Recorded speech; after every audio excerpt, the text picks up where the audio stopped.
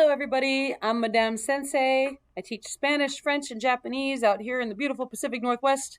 I'm still talking about adapting GLAD techniques for secondary classrooms, guided language acquisition development, originally developed for elementary schools, and I'm using them on my high schoolers because they're kind of fun to play with, right? Today, I'm still talking about my experiments with expert groups, part 6. I did a lot of experimenting with expert groups and the whole concept of what an expert group is. And honestly, this is where I had the most fun tweaking the GLAD techniques. So, considering that an expert group is someone who has information that they have to convey to other students, I was thinking about this old game show, because I'm an old lady, old game show that I watched growing up in the 70s called $20,000 Pyramid. Now, some of my students were like, what, you mean Taboo? And frankly, I don't like Taboo as much because I think depending on your group, you're going to have some students sitting there passively, or at least passively for, I don't know, 35, 40 seconds. And in $20,000 Pyramid, there's no passivity. It's two people. Sometimes I do it in groups of 3 if I have an odd numbered class, or if I have a student who really needs a lot of scaffolding. Maybe they're still in the silent period, or just need a little more hand-holding.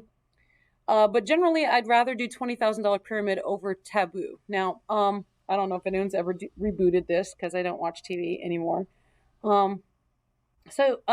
Basically,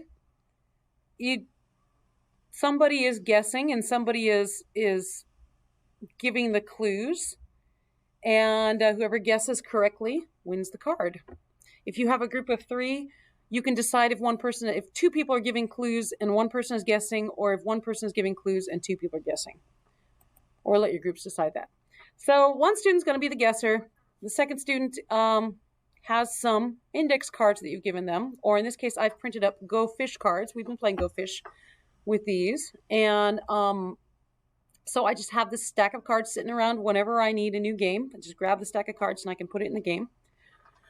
But they're Go Fish cards because I duplicated them, but they don't have to be Go Fish cards. But at any rate, I made cards, and you can set a timer if you'd like. And one person is describing it in the target language, and they can't actually say the word. They can't speak any English whatsoever. The guesser gets to keep guessing the whole time. So, for example, the guy giving the clue might say, it's red. And the guesser says, oh, strawberry? It grows on trees. Oh, cherry. The school's FFA sells them in November. And then the guesser will say, oh, it's apple, of course. In the target language. I always have sentences on the board for scaffolding. Always, always, always. And let me make the case for differentiation, okay?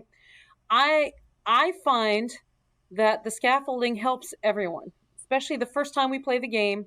People are going to be looking up and see the scaffolding. That's fine. As they get going well, the students who don't need the scaffolding are going to self-select. They're not going to glance up at the board. They're going to be embroiled in the game. They're not going to be looking at the board. The students who still need the scaffolding are going to look up at the board, okay? I don't have a problem with this. I feel like it's got the differentiation built right in, that really, honestly, your A students are not going to look up at the board. Your middle-of-the-road students are going to be like, I'm not quite confident. They're going to glance at the board and say, oh, yeah, I was right. And your struggling students have that scaffolding right there, right next to them. Everyone is 100% engaged in the game, and they want to win the game. That's all I really care about, okay? Because some of them need this scaffolding before they'll even try, right?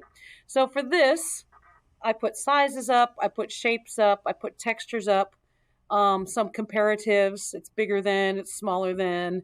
We're working on these 2 verbs right here. And then as the game was playing, some students asked me, qu'est-ce que ça veut dire, a stem? So I put in Q up there so that they would know. But there was no other words that they asked me for. Oh, and reminding them that they can use all the colors of the rainbow.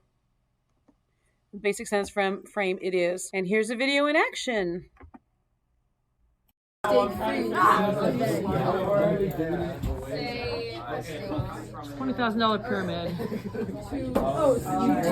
With my Go Fish cards.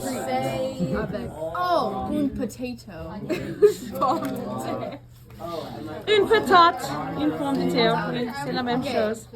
C'est orange.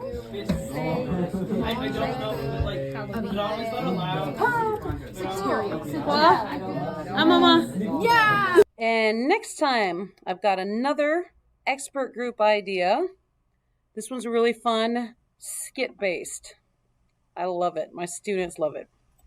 And again, if you want a print-up of any of this, come see me at studio-nemo.com or in the Duolingo Educators Network on Facebook. Or, of course, write any questions or comments or ideas in the comment section of the YouTube video. See you next time.